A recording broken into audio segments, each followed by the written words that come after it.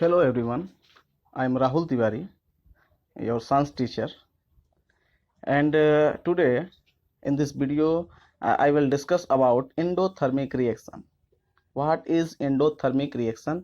इसको सबसे पहले हम लोग समझ लेते हैं. An endothermic reaction is a type of reaction.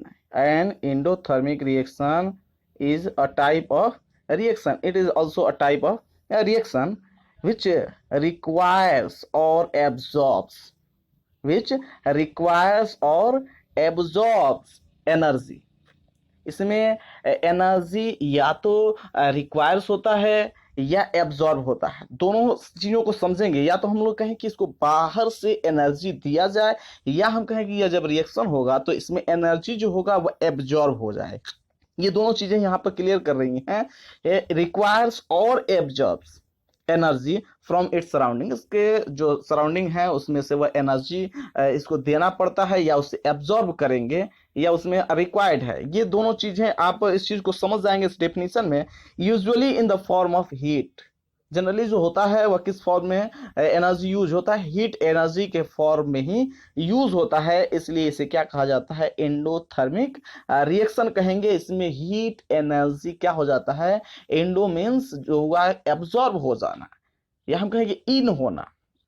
Thermic का मतलब होता है हीट एनर्जी. यहाँ पर इस चीज को आप समझेंगे, एंडो और थर्मिक दोनों चीजों को समझेंगे कि एंडो का मतलब क्या हुआ. एंडो का मतलब हो गया कि इन हो रहा है, और थर्मिक रिएक्शन का मतलब क्या हो गया? जिसमें थर्मल एनर्जी जो होता है वह थर्मल एनर्जी यह क्या हो जाता है? एब्जॉर्ब हो रहा है, जिसमें इन हो रहा है, एब्जॉर्ब कर लिया जा रहा है या दिया जा रहा है, जिसमें उस रिएक्शन को हम लोग कहेंगे एंडोथर्मिक रिएक्शन. ये चीज आप समझ गए होंगे एंडोथर्मिक रिएक्शन के बारे में. यहाँ पर आप ध्यान देंगे इसको जनरली रिप्रेजेंट कैसे किया जाता है वो चीज समझना ज्यादा जरूरी है. जैसे इसमें ए और बी जो है ये रिएक्टेंट्स यूज किए गए हैं, जिसमें प्रोडक्ट जो बनते हैं सी एंड डी बनते हैं. तो सी एंड डी बनते हैं, साथ ही साथ इसमें से क्या होता है, जो प्रोडक्ट है उसमें से हीट एनर्जी जो है वह एब्जॉर्ब हो गया है.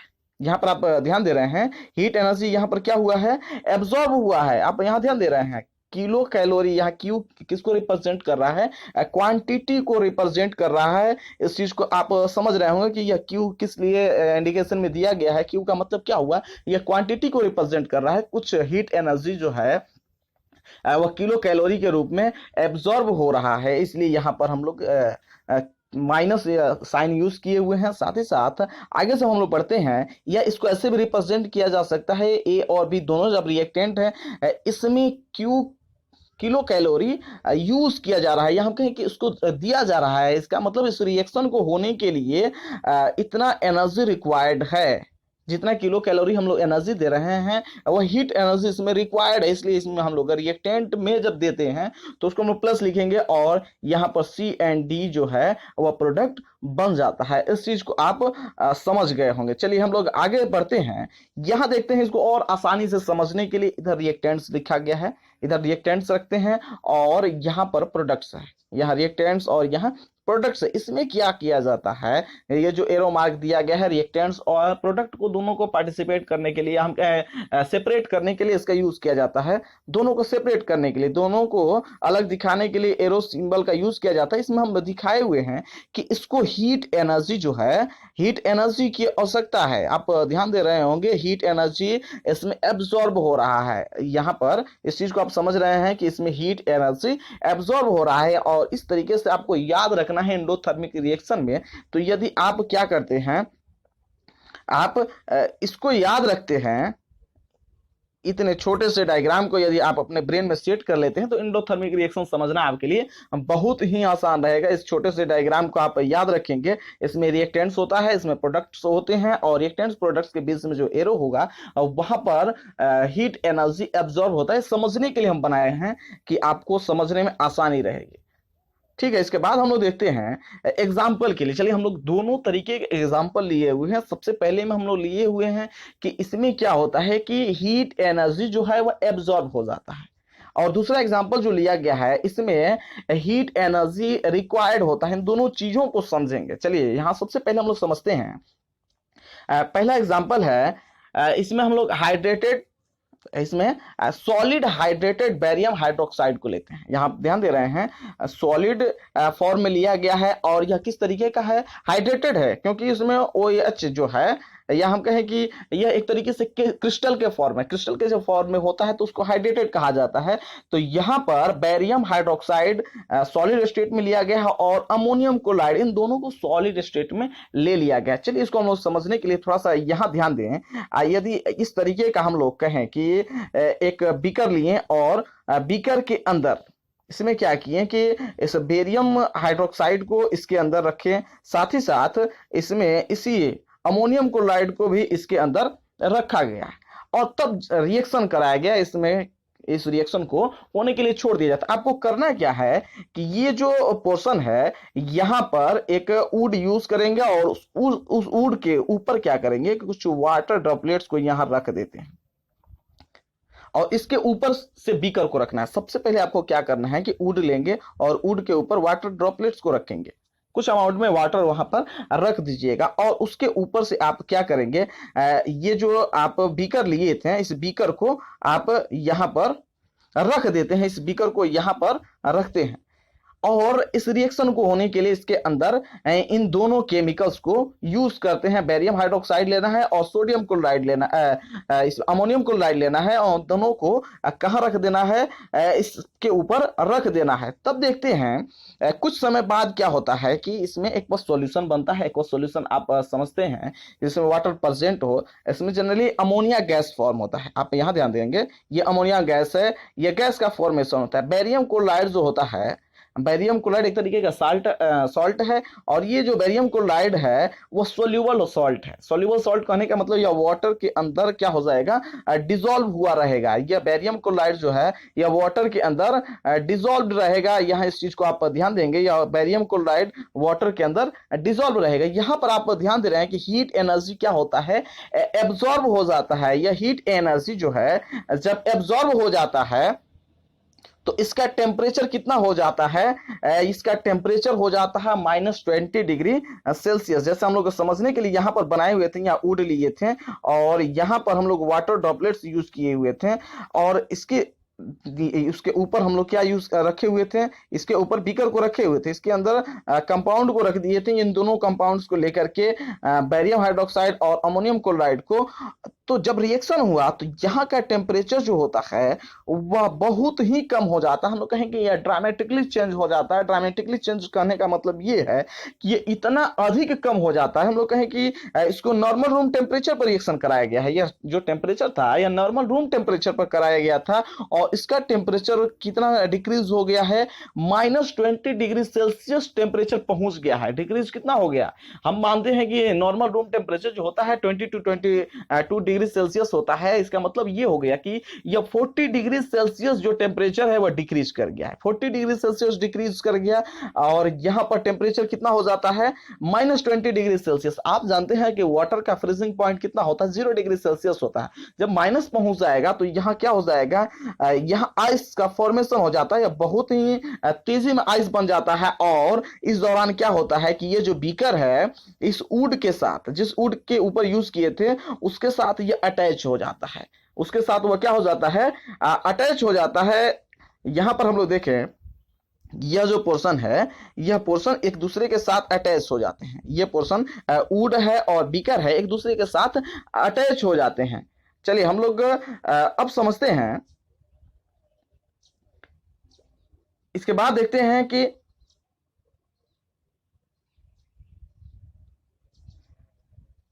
हाँ यहां ध्यान देते हैं। तो ये जब रिएक्शन हुआ तो यहां पर आप ध्यान दिए कि हीट एनर्जी एब्जॉर्ब हुआ है, दैट मीन्स ये एंडोथर्मिक रिएक्शन हुआ। आगे हम लोग देखते हैं, एक दूसरा एग्जांपल लिया गया है, कार्बन लिया गया है और हम लोग गैसियस फॉर्म में वाटर को लिए हुए हैं, गैसियस फॉर्म में वाटर को लिया गया है। यहाँ पर क्या किया जाता है, कितना डिग्री सेल्सियस टेम्परेचर दिया जाता है, यहाँ पर टेम्परेचर दिया जाता है, यहाँ पर हम लोग टेम्परेचर कितना देते हैं, 1100 डिग्री सेल्सियस। यहाँ हम कहें कि यहाँ टेम्परेचर की आवश्यकता होती है कितना, यहाँ टेम्परेचर दिया जाता है 1100 डिग्री सेल्सियस। और 1100 डिग्री सेल्सियस टेम्परेचर देने की वजह से ये जो वाटर है, वाटर जो है वह स्प्लिट हो जाता है, टूट जाता है।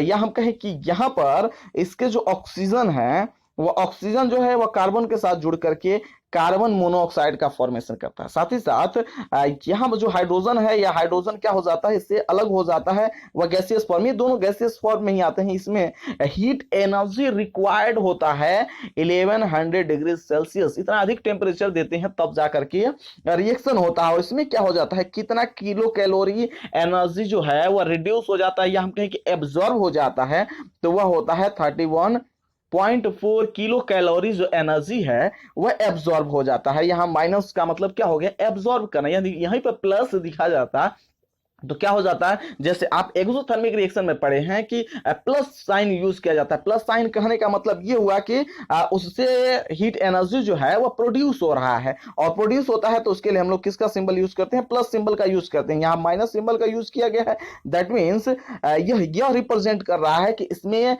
हीट एनर्जी जो है वह एब्जॉर्ब हो रहा है। ये चीज आपको क्लियर हो गई होगी। कार्बन मोनोऑक्साइड गैस के बारे में आप जानते हैं, कार्बन मोनोऑक्साइड एक बहुत ही ज्यादा पॉइजनस गैस है। इसकी वजह से क्या होता है, यदि हम लोग कहें कि इसका यूज हम लोग ब्रीदिंग वगैरह में कर लें तो इस दौरान क्या हो जाता है, यह कलरलेस गैस होता है। कार्बन मोनोऑक्साइड जो होता है वह कलरलेस गैस होता है। इसकी यह अधिक अमाउंट में, यदि इसको हम लोग लंबे समय तक लेते रहें, हम कहें कि ब्रीदिंग में इसका यूज करते हैं, ब्रीद इन करें, तो उस दौरान क्या होगा कि हमारे बॉडी के अंदर, जैसे हम कहें कि ब्लड हमारा जो है, हेमोग्लोबिन जो है, या हम कहें कि आरबीसीएस जो है वो कोगुलेट होना शुरू हो जाता है। कोगुलेट कह देने का मतलब क्या होता है कि थ्रॉम्बिंग हो जाना। थ्रॉम्बिंग का मतलब भी आप समझ गए होंगे कि जमना, थक्का लगना। तो यहां पर कार्बन मोनोऑक्साइड एक पॉइजनस गैस है जो क्या कर देता है, हमारे ब्लड को कोगुलेट करने का काम करता है। यह कलरलेस होता है, ठीक है। इसके बाद हम लोग देखते हैं, यहां पर ध्यान देंगे इसके एप्लीकेशंस के बारे में। चलिए, दोनों एग्जांपल्स के द्वारा क्लियर हो गया होगा कि किसमें एनर्जी रिक्वायर्ड है और किसमें एनर्जी एब्जॉर्ब हो रहा होगा है, वह चीज क्लियर हो गई होगी। चलिए यहां पर हम लोग ध्यान देते हैं एप्लीकेशंस में। सबसे पहले इसमें एप्लीकेशन हम लोग लिए हैं फोटोसिंथेसिस के बारे में। फोटोसिंथेसिस में किसकी आवश्यकता होती है, एनर्जी की आवश्यकता होती है। चलिए हम लोग इसको थोड़ा सा समझने का कोशिश करते हैं। इसमें कार्बन डाइऑक्साइड की आवश्यकता होती है। आप जानते हैं कि फोटोसिंथेसिस प्रोसेस में किन किन चीजों की आवश्यकता होती है, या बायोलॉजी के फर्स्ट चैप्टर में आप पढ़ चुके हैं, लाइफ प्रोसेस में। अब वहां पर आपको बताया भी जा चुका है कि कार्बन डाइऑक्साइड की आवश्यकता होती है, साथ ही साथ वाटर की आवश्यकता होती है, क्लोरोफिल की आवश्यकता होती है, और इसमें हम लोग की आवश्यकता होती है सनलाइट की। ये फोटोसिंथेसिस में होता है। यहां पर हम ध्यान देंगे कि ये जो कार्बन डाइऑक्साइड है, कार्बन डाइऑक्साइड रिक्वायर्ड होता है, साथ ही साथ वाटर रिक्वायर्ड होता है, इसी के साथ साथ एनर्जी भी रिक्वायर्ड होता है, और तब जाकर के ग्लूकोज एंड ऑक्सीजन का फॉर्मेशन होता है। हम जानते हैं कि ठीक अपोजिट ये रिएक्शन होता है, जो फोटोसिंथेसिस का रिएक्शन है ये ठीक अपोजिट हो जाता है रेस्पिरेशन में। रेस्पिरेशन में ऑक्सीजन की आवश्यकता होती है। आप जानते हैं रेस्पिरेशन में किसकी आवश्यकता होती है, ऑक्सीजन की। साथ ही साथ इसमें ग्लूकोज पार्टिकल्स जो होते हैं वो टूट करके कार्बन डाइऑक्साइड का फॉर्मेशन करते हैं, वाटर का फॉर्मेशन करते हैं, और एनर्जी जो 38 एटीपी एनर्जी होता है उसका फॉर्मेशन करते हैं। ये चीज आप समझ गए होंगे कि फोटोसिंथेसिस में एनर्जी की आवश्यकता होती है, और photosynthesis is always opposite to respiration. That means इसमें फोटोसिंथेसिस में एनर्जी रिक्वायर्ड होता है, जबकि जो रेस्पिरेशन होता है इसमें एनर्जी जो है वह क्या हो जाता है, प्रोड्यूस होता है। जो 38 एटीपी हमारे माइटोकॉन्ड्रियन के अंदर बनता है, तो 38 एटीपी का फॉर्मेशन होता है। इस चीज को आप पढ़ चुके हैं रेस्पिरेशन में। चलिए यहां पर हम लोग ध्यान देंगे नेक्स्ट इसके एप्लीकेशंस के बारे में। Melting of ice. आइस का मेल्टिंग आप जानते हैं कि 0 डिग्री सेल्सियस पर ही क्या हो जाता है, 0 डिग्री सेल्सियस हम लोग लें तो 0 डिग्री सेल्सियस पर ही वाटर जो है वह क्या हो जाता है, वाटर मॉलिक्यूल। जैसे हम लोग मेल्टिंग ऑफ आइस का बात किया जा रहा है, तो आइस के जो पार्टिकल्स हैं, आइस सॉलिड फॉर्म में है और सॉलिड फॉर्म में रहने की वजह से इसके पार्टिकल्स जो होते हैं या मॉलिक्यूल्स जो होते हैं बहुत ही क्लोजली पैक्ड होते हैं, और जब क्लोजली पैक्ड होते हैं तो इसके पार्टिकल्स को दूर करने के लिए इसमें हीट एनर्जी देने की आवश्यकता होती है। जब हीट एनर्जी इसको दिया जाता है उस दौरान क्या हो जाता है, जब इसको हीट एनर्जी देते हैं इसके मॉलिक्यूल्स जो होते हैं वो दूर दूर हटने लगते हैं और इसका मेल्टिंग हो जाता है। आप जानते हैं एक और पॉइंट लेटेंट हीट के बारे में आप पढ़े होंगे क्लास 9th में, वहां पर भी एक चीज बताया गया होगा कि इसमें उतना एनर्जी दिया जाता है इसके पार्टिकल्स को, जब एनर्जी दिया जाता है या इसका टेम्परेचर तब तक 0 डिग्री सेल्सियस से नहीं बढ़ता है जब तक इसके सॉलिड के जो पार्टिकल्स या हम कहें कि आइस के जो पार्टिकल्स हैं वह कंप्लीटली आइस या हम कहें सॉलिड स्टेट से वह कंप्लीटली लिक्विड स्टेट में कन्वर्ट नहीं हो जाते हैं, तब तक इसमें इसका टेम्परेचर 0 डिग्री सेल्सियस होता है। दैट मीन्स वहां पर वो टेम्परेचर एराइज क्यों नहीं हो रहा, क्योंकि वहां क्या हो जाता है, हीट एनर्जी जो होता है आप पढ़े भी होंगे कि हीट एनर्जी एब्जॉर्ब हो जाता है किसके फॉर्म में, लेटेंट हीट। लेटेंट का मतलब हिडन होता है, ये एनर्जी जो हीट एनर्जी जो होता है वह हिडन हो जाता है, इसके मॉलिक्यूल्स एब्जॉर्ब कर लेते हैं और एब्जॉर्ब करने के साथ साथ ही इसका स्टेट चेंज होता है। ठीक उसी तरीके से इवेपोरेशन ऑफ लिक्विड को यदि आप ध्यान देते हैं कि इवेपोरेशन ऑफ लिक्विड में भी कुछ इसी तरीके का होता है। लिक्विड के भी पार्टिकल्स जो होते हैं वह कुछ दूर दूर होते हैं और इसके पार्टिकल्स में क्या किया जाता है, जब इसको हीट एनर्जी दिया जाता है तो यहां पर भी यह हीट एनर्जी को एब्जॉर्ब करते हैं, यह हीट एनर्जी को एब्जॉर्ब करते हैं और वेपर में कन्वर्ट हो जाते हैं। जब वेपर में कन्वर्ट हो रहे हैं तो इस चीज को आप समझ रहे हो कि यह इवेपोरेशन हो रहा है। इवेपोरेशन में क्या हो जाता है, गैसियस फॉर्म में लिक्विड का गैसियस फॉर्म में ट्रांसफॉर्म होने या चेंज होने को के प्रोसेस को ही इवेपोरेशन कहा जाता है। और जब बॉइलिंग होता है तो रैपिडली एवेपोरेशन होता है। ठीक उसी तरीके से बॉइलिंग कितने डिग्री सेल्सियस पर होता है, 100 डिग्री सेल्सियस पर बॉइलिंग होता है, या हम कहें कि 100 डिग्री सेल्सियस पर जब बॉइलिंग होता है तो इतने डिग्री सेल्सियस से टेम्परेचर इसका बढ़ता नहीं है जब तक जो टोटल वाटर यूज किए हैं या लिक्विड यूज किए हैं वह गैसियस फॉर्म में कन्वर्ट नहीं हो जाए। तो वहां पर भी लेटेंट हीट ऑफ वेपराइजेशन जो आप क्लास 9th में पढ़ चुके हैं उसके बारे में हम यहां डिस्कस नहीं करेंगे या बात नहीं करेंगे, हम केवल समझाने के लिए आपको बता रहे थे कि यहां पर भी हीट एनर्जी की आवश्यकता होती है, एब्जॉर्ब होता है। साथ ही साथ आप सब्लिमेशन ऑफ CO2, CO2 आप जानते हैं CO2 क्या है, CO2 जो है यह यदि सॉलिड स्टेट में हो, यह सॉलिड फॉर्म में रहे तो इसको कहा जाता है ड्राई आइस। यहां पर बताया गया है ड्राई आइस। ड्राई आइस कह देने का मतलब क्या हो जाएगा, आप समझ जाएंगे कि CO2 के बारे में बात किया जा रहा है और CO2 जो होगा वह सॉलिड स्टेट में होगा। इसका यूज किया जाता है, आप सुने भी होंगे या मूवीज वगैरह में देखते हैं, धुआं वगैरह जो स्टेज पर धुआं जैसा क्रिएशन करना होता है तो उसके लिए कार्बन डाइऑक्साइड सॉलिड स्टेट में उसका यूज किया जाता है, उसको वहां पर रख दिया जाता है और हीट एनर्जी एब्जॉर्ब करके वह गैसियस फॉर्म में चेंज होता है। कार्बन डाइऑक्साइड गैसियस फॉर्म में ही एग्जिस्ट करता है, इसको बहुत अधिक मात्रा में कंप्रेस किया जाए, प्रेशर दिया जाए या हम कहें कि टेम्परेचर उसका बहुत ही अधिक कूल डाउन किया जाए तो वह सॉलिड स्टेट में कन्वर्ट हो जाता है। तो उसके सब्लिमेशन आप समझते होंगे किसी सॉलिड का डायरेक्टली कन्वर्ट हो जाना किसमें, गैसियस स्टेट में, और गैसियस स्टेट से सॉलिड स्टेट में कन्वर्ट होना डिपोजिशन और सब्लिमेशन होता है। और जनरली इसको सब्लिमेशन ही कह लिया जाता है। सब्लिमेशन कह देने का मतलब क्या हुआ, किसी सॉलिड सब्सटेंस का गैसियस सब्सटेंस में कन्वर्ट हो जाना। लेकिन डिपोजिशन होता है किसी गैसियस सब्सटेंस का डायरेक्टली कन्वर्ट हो जाना सॉलिड सब्सटेंस में, उसको कहा जाता है डिपोजिशन। तो सब्लाइम और सब्लिमेंट ये सभी चीजें आप क्लास 9th में पढ़े होंगे या आप रिवाइज कर सकते हैं। आप क्लास 9th का केमिस्ट्री लेकर के थोड़ा बहुत समझ लेंगे तो आपको ये पॉइंट समझने में आसानी रहेगी। चलिए इसके बाद हम बात करते हैं नेक्स्ट जो पॉइंट है वह दिया हुआ है thermal decomposition reaction. Thermal decomposition reaction क्या होता है इस चीज के बारे में आप जानते हैं, जिसमें हीट एनर्जी की आवश्यकता होती है। जैसे आप ध्यान देंगे कैल्शियम कार्बोनेट को लिया जाए CaCO3 और इसमें क्या किया जाता है, हीट एनर्जी दिया जाता है। जब हीट एनर्जी दिया जाता है तब जाकर के यह किस में टूट जाता है, कैल्शियम ऑक्साइड और कार्बन डाइऑक्साइड में यह टूट जाता है। ये चीज आप पढ़े भी होंगे जब आपको डिकम्पोजिशन रिएक्शन पढ़ाया गया था तो वहां पर डिकम्पोजिशन रिएक्शन के 3 टाइप्स को बताया गया था कि यह लाइट की वजह से हो सकता है डिकम्पोजिशन रिएक्शन, जिसको हम लोग लाइट डिकम्पोजिशन रिएक्शन कहते हैं। साथ ही साथ हम आपको यह भी बताए हुए थे इलेक्ट्रिसिटी की वजह से, तो इसको इलेक्ट्रोलाइसिस कहा जाता है। और जो हीट एनर्जी की वजह से होता है उसको कहा जाता है थर्मल डिकम्पोजिशन।